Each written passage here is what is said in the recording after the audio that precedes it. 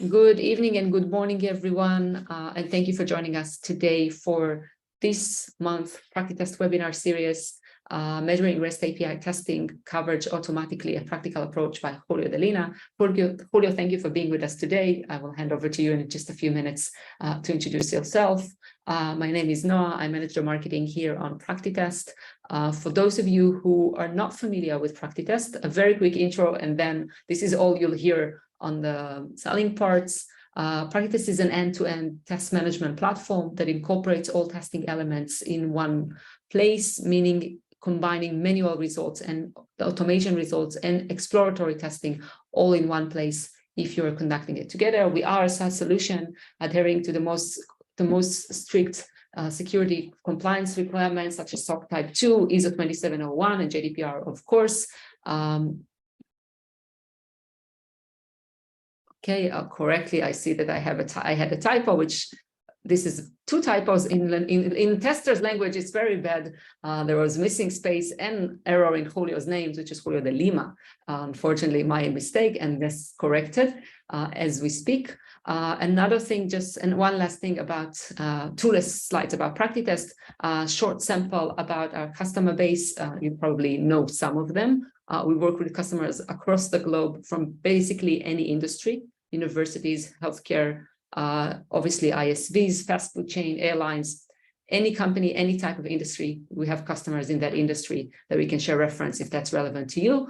And one last thing is that we host a bi-weekly demo session. If you'd like to watch the product, obviously you're always welcome to come to our website and set a dedicated demo for yourself. But if not, we also run a bi-weekly live Q&A session. One is hosted actually today, for those of you who are really hot on the topic, within 4 hours, but the next one will be on July 5th.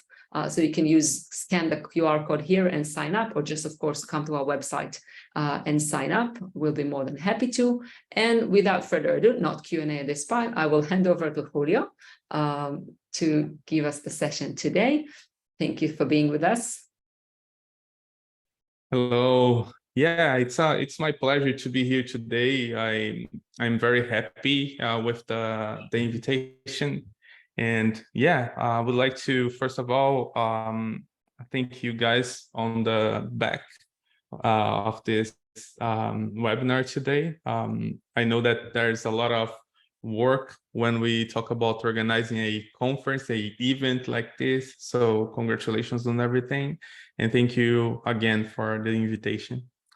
I would like to also thank you that joined us today to learn more about measuring REST API testing. I'm currently working for a company called Capco, that is a consultancy firm in the United States. I'm based in Orlando. And if you guys want to talk to me, you can reach out by my email, that is julio.lima@capco.com. Okay. So today we are going to discuss about a practical approach on how to measure REST API testing. But I also will give you some context, some foundations, and also some tips related to reading that you guys can do afterwards, okay? And it will help us to shape the way that we are going to discuss this topic today, okay? So let's start. So what comes to your mind when we start talking about coverage? Because this is a topic, and this is definitively the loved one for the managers, right? That want to know more about how we are going to work on whatever we are doing related to test automation, for example, or to test itself. In order to do it, we need to cover things, right? And to show them how we are progressing. And also do that is something that is very good for us as part of a team, because we will be able to understand how far we already went, right, related to the activities that we are doing. But definitively, when you talk about covers, probably the first thing that comes to your mind is code coverage. And when we talk about code coverage, it's a kind of approach that is, how they say, very systematic, right? And programmatic as well. Because when we talk about code coverage, we have a piece of code, a method, for example, right? That is inside a class or a function or a group of functions. The thing is, we have that. And the way that we do coverage when we are talking about code coverage is to go there line by line, right? Or condition by condition, and identify if we have a test, in this case, a unit test, that is able to exercise or the lines or the conditions, right? True and false, for example, or just go through the lines. So when we talk about code coverage, when we talk about the computational thing, it's easy to do than other approaches. For example, when we are trying to achieve functional requirement coverage, for example, you need to understand what are the tests that you have, and you need to have a good tracking tool to track the test cases back to the requirements. And you rely on the understanding of the person that created the case, the tests, right? To summarize the amount of tests that should be done by that in order to cover that requirement. If the person that created the test, that defined the tests, is not a person that knows a lot about, for example, test design techniques, or that has not enough knowledge about the business itself, it will be tough, right? Because you don't know if the amount of tests that were defined is the amount of tests that is needed, right? But when we are talking about code, it's different because it's programmatically. We know exactly how much lines we have in the code. If we are doing statement coverage, we need to go through the lines. That's it. If we have something related to the coverage of the conditions, we know that we need to go inside and outside the if, for example, right? It's so easy to do coverage for code. But again, when we start talking about business, it's difficult, right? So the subject today is not code coverage and is not requirement coverage. It's REST API. But how can we do it? How can we think about coverage for REST APIs? Well, there is a researcher. His name is Alberto Martin-Lopez. He's from Spain, and he and Alberto and his friends started to research more about how to do testing coverage for RESTful APIs. And the idea was to try to identify a way, at least a theoretical way, to do testing coverage for RESTful APIs. And during their researches, they started to identify how can do it, and they find out a way to do it by identify some inputs that are very important for RESTful APIs and the outputs. So I will invite you to a reflection now. Like, try to understand what kind of inputs are important for you for when you are investigating how much you have tested in a REST API, for example. And probably things that will come to your mind are the operations, right? Right. For example, I will do a post for /product, right? But I also have a get for products.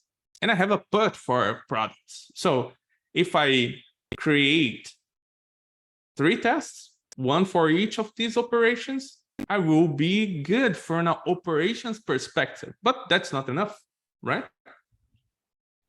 They discovered that you can go more deeply. So maybe you can also cover the parameters that will be sent to the API when you are testing, right? So they started to think about things like headers and query parameters, or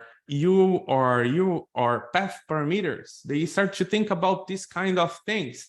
But is that enough? No. They started to think more, and they discovered that maybe they can also cover that probably we can have another type of coverage, like a coverage to cover the types that should be sent to the API. And how about the outputs? So they said, maybe we can cover the status code and the class of the status code, because both are outputs, right? And maybe we can cover the content type that is coming as well, right? So they started to think about this, and they wrote an article describing this whole approach. And in this article, they will talk about some levels of criteria that can be used when testing, when doing a measurement for RESTful APIs. And they discuss about the inputs and the outputs that should be covered. And this is a very good article, and I recommend you guys, I encourage you to go there and to read this article. You find this out on, how to say, published on the main on some of the most important research repositories for scientific articles, right? But you also can find it out on the university where they published the article for the first time. So look through the internet, and then you guys are going to find out this article, and it worth to read. But why I bring this to you today? Because this is where I started to see that there is a approach that can be used to measure this, right? To measure the coverage of REST API. And that research from Martin-Lopez has also inspired other researchers as well, right? So there is a research from David Corradini and other researchers that worked with him as well, that was inspired on the research created by Martin-Lopez. But David created a tool that implements the way that Martin-Lopez has proposed. And this tool was created by then as a result of the scientific research that they did, okay? And they published it on GitHub. And then at the very beginning of my conversation with the people from Practice Test, I was thinking about talking about this tool, and only about this tool. However, through the last months, I was working on using other tools, and today we are going to focus on another tool. But we need to discuss about this one, because I see this as the first time that I saw someone using the article from Martin-Lopez to really implement a coverage for REST API, for RESTful APIs. So what David Corradini and his friends did was to create a tool called Restats. And this tool is a testing tool for coverage on RESTful APIs. And this article here, it also mentioned the research from Martin-Lopez, right, and his friends, and basically implement the theory that was proposed by Martin-Lopez at the very beginning. The idea of restats is very simple and also effective, right? Basically, what they do is they have a REST API that is under test, right? And they have a testing tool. It could be any testing tool. For example, Postman, okay? So you have Postman and you are testing a RESTful APIs, but in the middle of this path, right? Each request that the testing tool does to the REST API are logged by a network logger, like Burp Suite, for example. And all the responses from the REST API are also logged by this tool, okay? Burp Suite was the tool that they used, but you can use anything else, okay? So based on it, this network logger will create the HTTP dumps that basically are the requests and responses that was sent and received. This will be one input. And another input for restats will be the OpenAPI Swagger. So we need to have a Swagger, a JSON file describing the Swagger itself.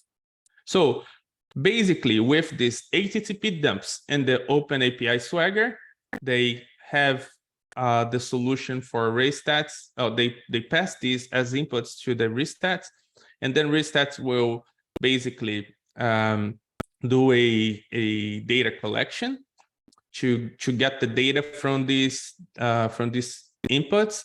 We'll store the data on a database, and then we'll computate all the metrics proposed by Martin-Lopez at that article in the very beginning. So they then create a metric report.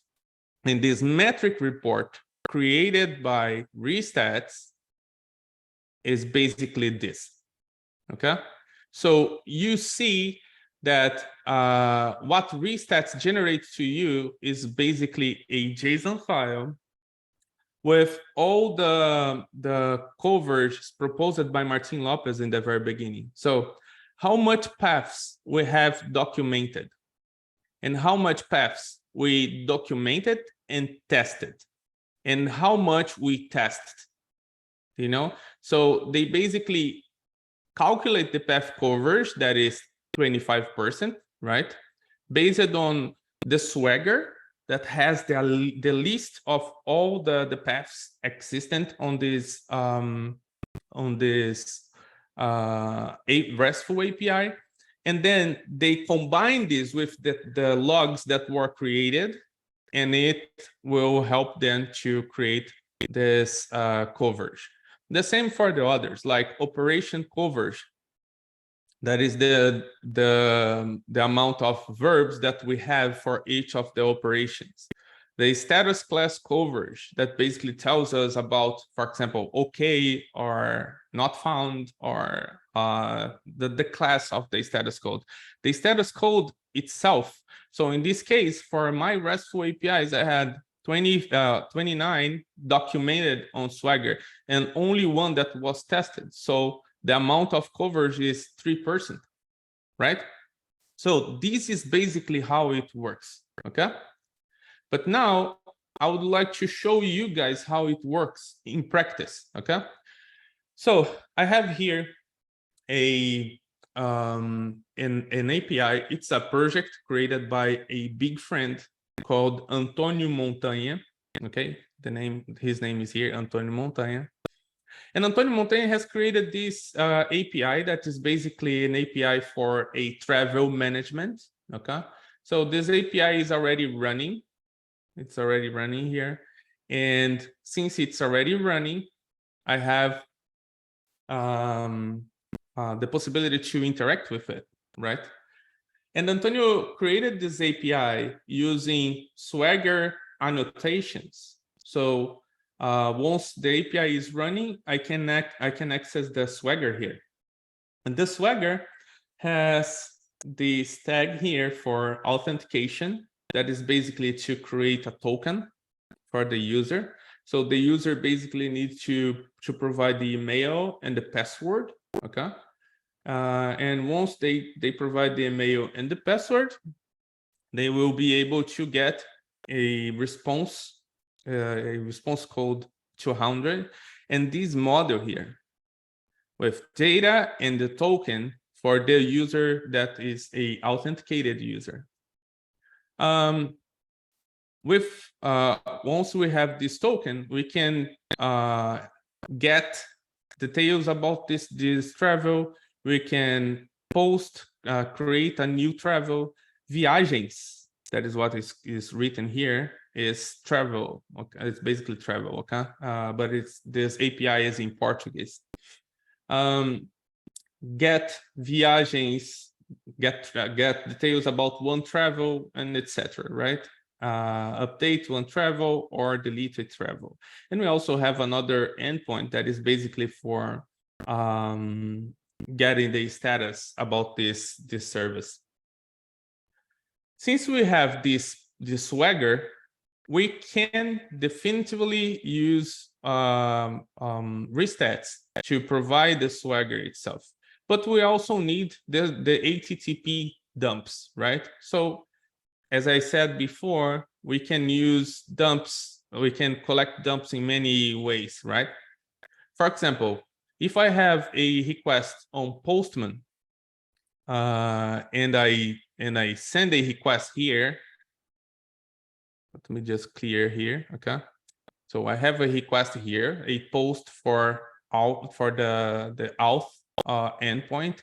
So I have a body here. This body has the password that I have, and I have here the response, right, about the request that I sent. I will send again. And then if I go here in Postman and click on console, I will have here the logs, and I can click here to see the request and the response that was got, right? But if I click here in show raw log, I will be able to see both the request and the response. Okay, so Restats use this kind of data as what we saw before as HTTP dumps. What Restats does basically is to have this as a sequential, inside a file that has a sequential number dash and request, because this is the request, and this as another file that has a sequential number as well that is the same for the requests, like one dash response, right? So for each request and response, we have a file. And for each combination of files, we have a kind of ID to identify it. When you are doing this, I mean, what they call network logger, you can copy these data automatically or do it manually. And the main idea is to have a way to use a tool that does it automatically to you, right? That's why they used Burp Suite to capture all the requests that the tester did to Postman and to save this, to store this in HTTP file dumps. And I would like to show you how this looks like, right? So I have here the dumps, and this is the request that you guys just saw, right? And this is the response, okay? And I copied and pasted it here manually just for show you guys how Restats works. But in a day-by-day work, the idea is to use tools like Burp Suite to do it automatically to you. And then what I do here is basically to have the requests and the response in the files, right, that we have here. And again, for Restats, the way that the guys that created the library coded this, you need to have the same number here starting the file. So all the dumps will be here.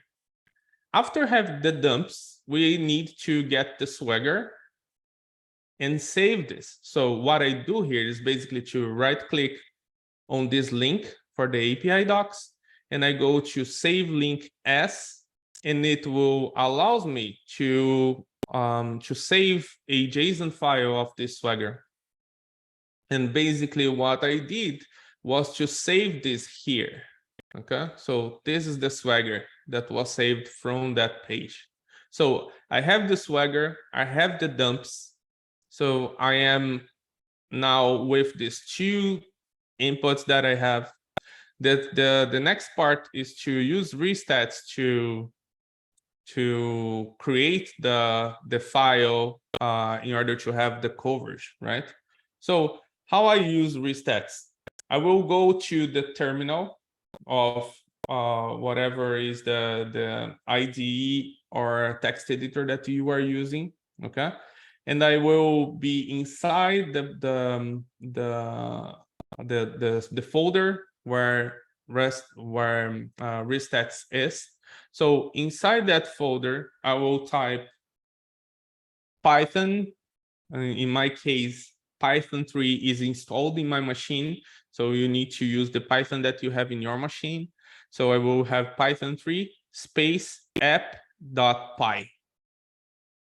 App.py is the file that they have inside Restats to run the application itself. So before to run it, it's very important to you that once you download or clone the repository of Restats on GitHub, you need to go here to config.json, and then you will config where is the Swagger, where are the dumps, where you need to save the reports, and where Restats will create the database that they create each time that you are using it, okay? So once I configure the config file, so I will run the Python app.py. And once I do it, you see that these reports were created.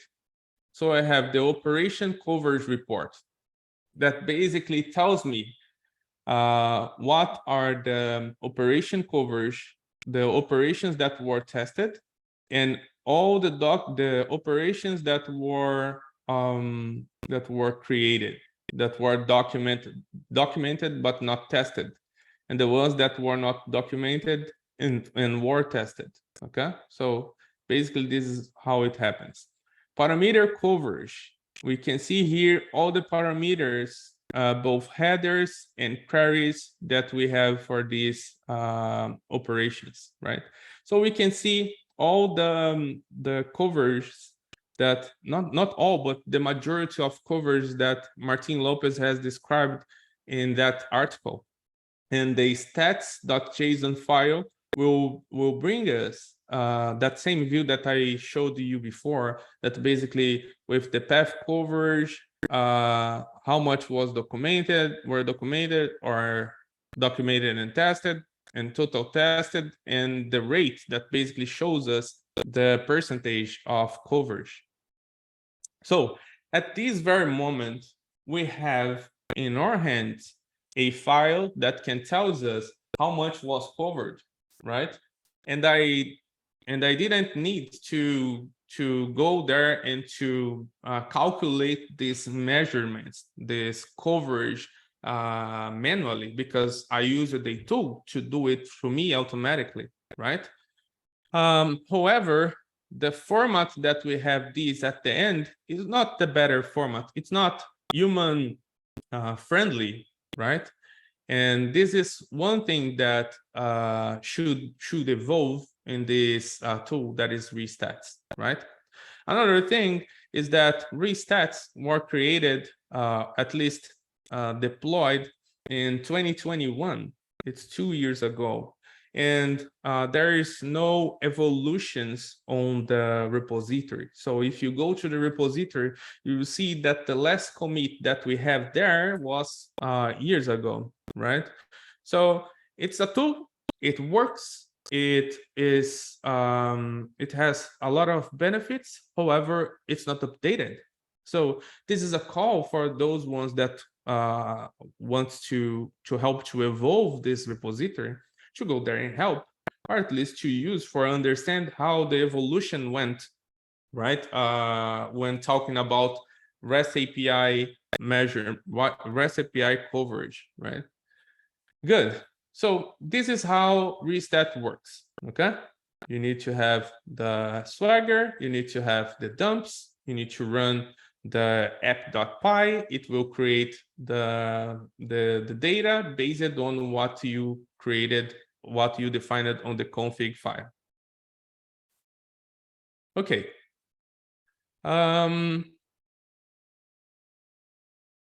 So just to remember, first, we had the Swagger to understand how the API works.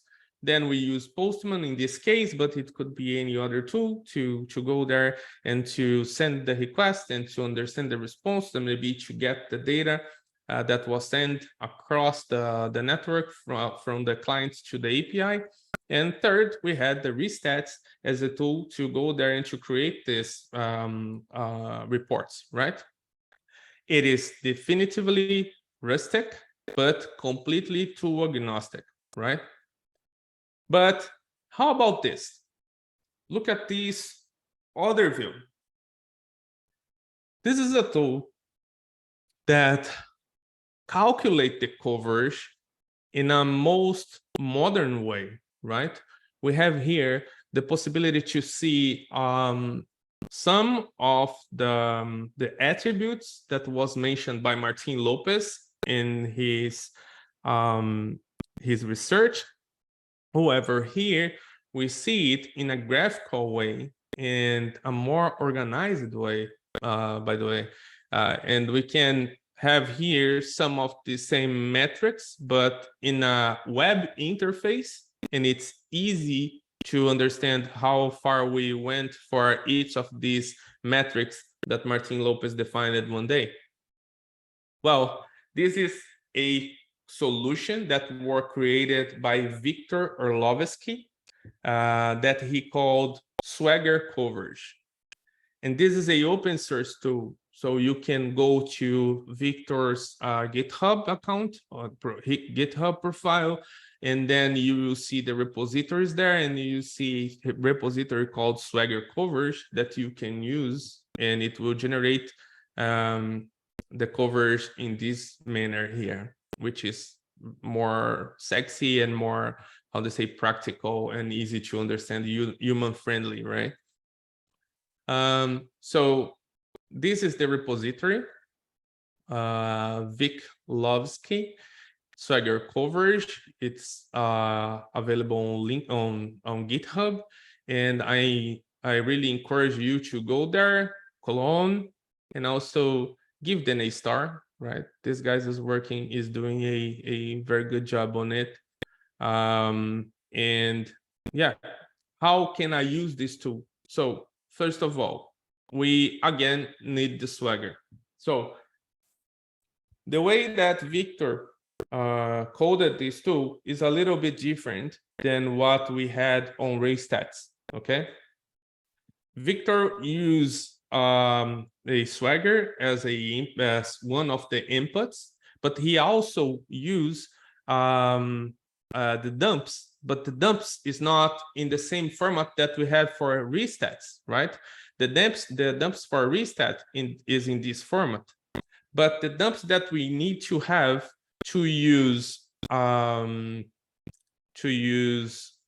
the Swagger coverage created by Victor is based on another format.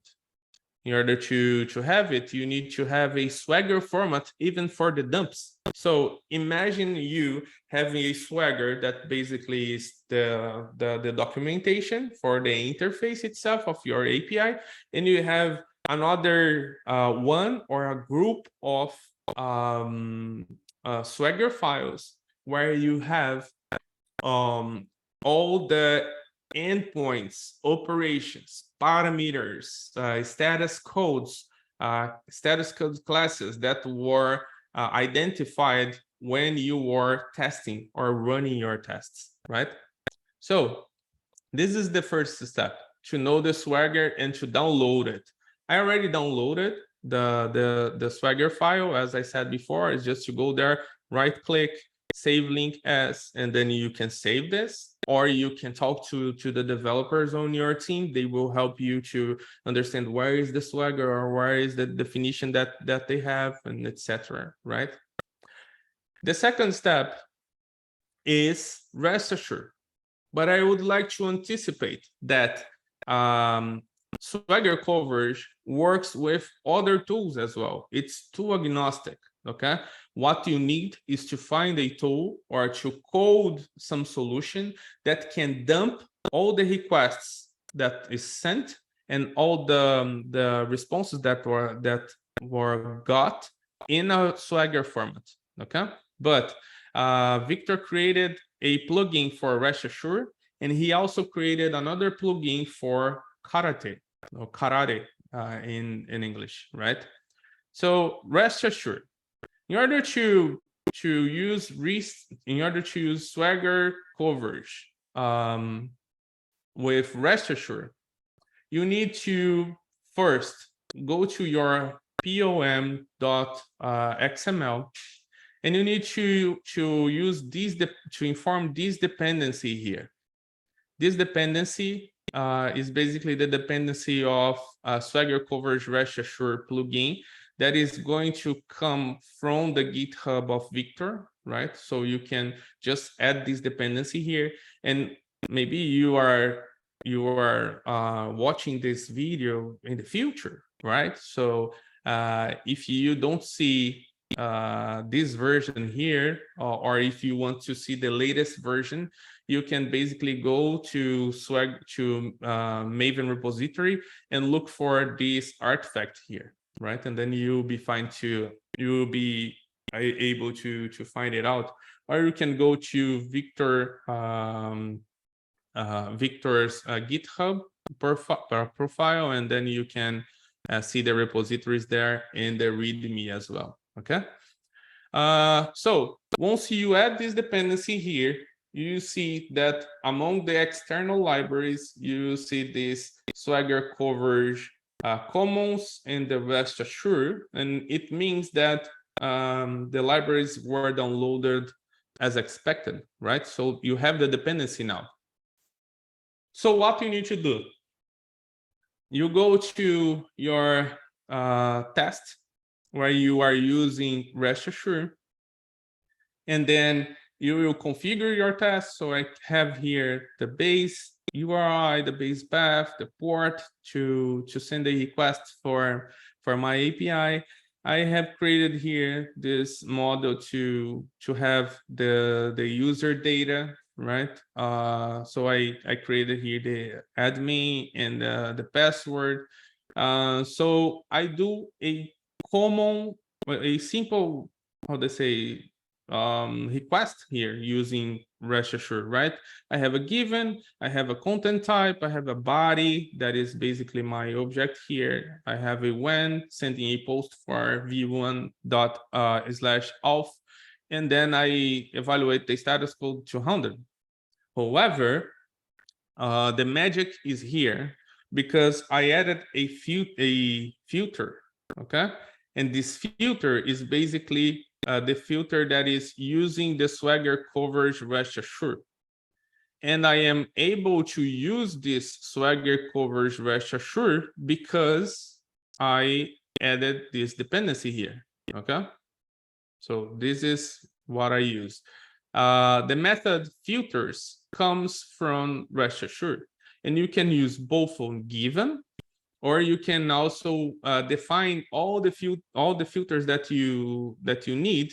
If you do something like Rest Assured .filters, then you can define, and the filter will be able to all the requests that you have. Okay. if this is the case, and if it's recommendable, is recommended as well, okay? But once I did this, when I run the code, or when I run the test, sorry, what is going to happen is that this folder here will be created. And inside this folder, you will see a file. And this file here were created by the filter, by the dependency that we got from Victor, right? This dependency basically get all the requests and responses and transform them in a Swagger file. So you see here all the paths that were used in your tests, in our tests, the methods that were used, the parameters that were sent, right? And the responses that were got. And it was done automatically, right? I just run the test. If I run the test again, a new file with a new hash will be created, and it will happen many times. I will keep running, and it will be creating these files here.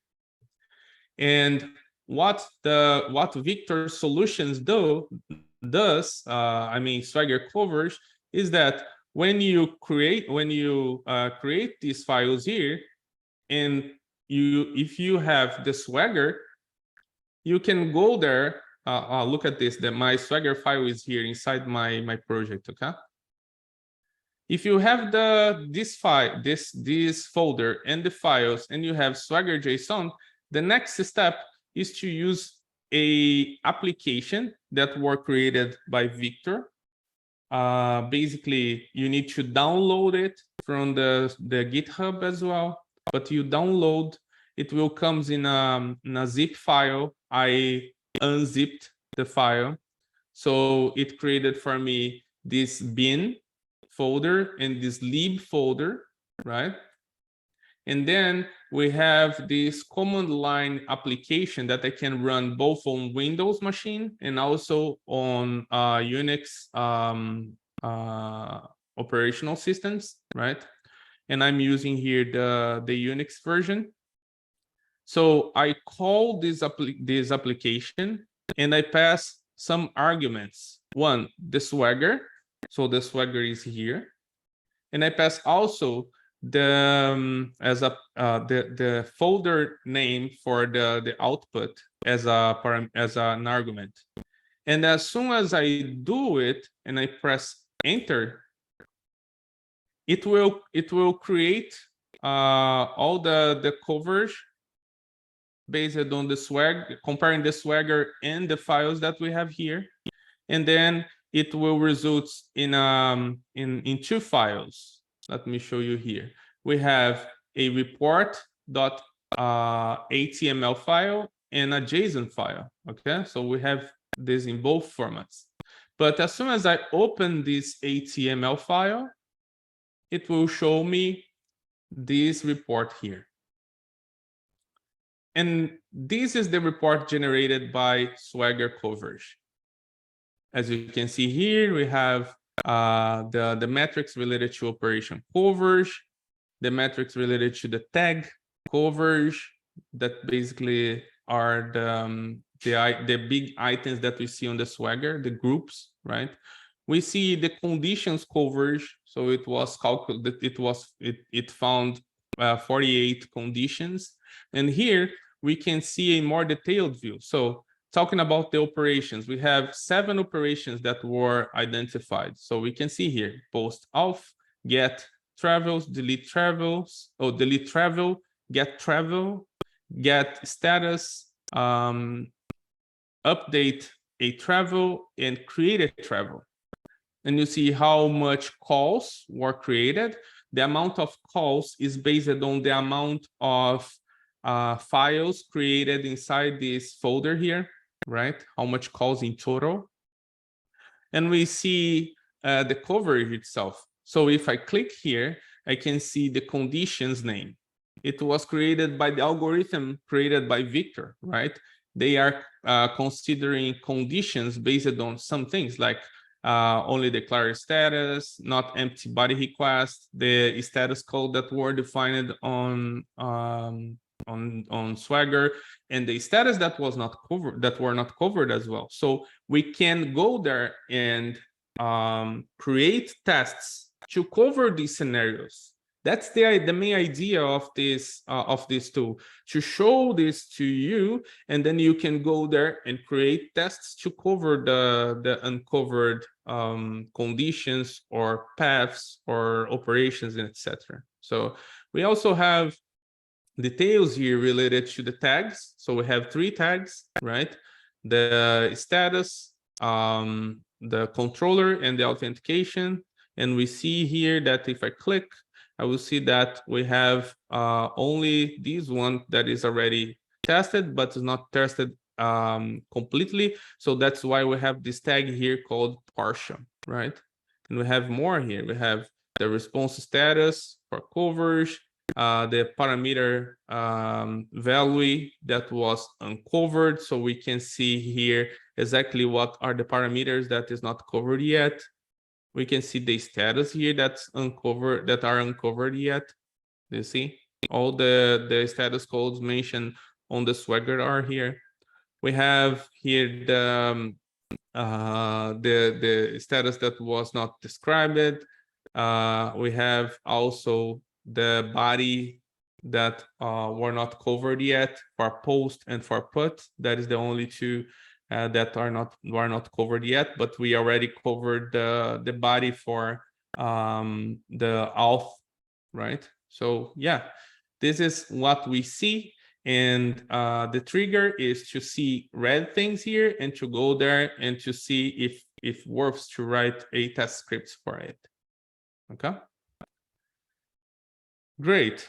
So first look at Swagger, then rest assured. Then we can go there to command line on Swagger coverage, right?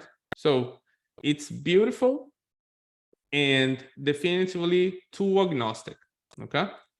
However, if you are not using Karate or rest assured, you need to have a proxy filter or interceptor that can accumulate the data from the request and response in a Swagger format, okay? So some lessons learned when using a RESTful API coverage tool. First, bad Swagger is equals to confusing coverage. What this means? This means that if my Swagger is not well defined, I will see a lot of things that doesn't make sense for me. Okay. For example, let me see here for, yeah, this one, for example, for status. Okay. Look at this. We are creating a token. Okay. It's a post. Okay. But I'm not changing anything inside the server. So I will never have a 201 status for auth. It was placed on the Swagger wrongly. Okay, I would never have a 201 on the Swagger for auth. However, this is a mistake. So I need to change this Swagger, to fix the Swagger, and then run it again in order to get rid of it, because it doesn't make sense, right? So this report here can also help you to start to question yourself. Is that something that makes sense to have auth with 201? Yes or no? 403, for example. I don't see a usage for 403 on this endpoint, because we don't have a prohibited result when we are trying to log in, for example, but 401 definitively, right? So this is some types of things that I learned during this period. So bad Swagger is equal to confusing coverage. Second, 100% coverage is still being complex in REST API testing, but it's not impossible. because now the amount of coverage is not so big as we see in code, for example, right? However, 100% coverage doesn't mean bug-free, okay? And if I can complement this, I would say that when you achieve 100% of RESTful API test coverage, you are actually achieving Swagger compliance. Okay, so you have a API that is Swagger compliant. Basically, is this. Okay, so do not forget, measurement gives you clarity. So turn on the lights. So if you have questions, I'm more than happy to answer. If you want to have specific, if you have specific questions or doubts and you want to reach out to me, send me an email. I will be more than happy to help you. And email me if you want to have if you want to get a copy of the deck as well. Okay. I would like to thank you guys on practice test again, and thank everyone that joined us today. And if you have questions, I'm more than happy to answer.